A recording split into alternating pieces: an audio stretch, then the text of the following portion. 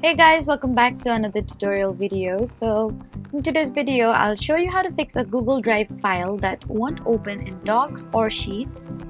So first, make sure you're signed into the Google account that has permission to access the file. Then open Google Drive and try opening the file again. And if it doesn't load, then check your internet connection and refresh the page. Next, try opening the file in another supported browser or in the Google Docs or Sheets app. And if you're using a browser, clearing cached site data can sometimes resolve loading problems as well.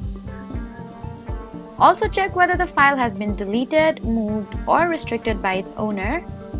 And if you see an access or permission message, then you'll need to request access from the file owner. For spreadsheets, make sure the file format is supported by Google Sheets. For documents, check whether the file is damaged or whether the Google Drive is experiencing a temporary service issue. We should also check for updates to the Google Drive, Docs, or Sheets app. So that was it for the video. Please do not forget to like, comment, and subscribe for more helpful tutorials.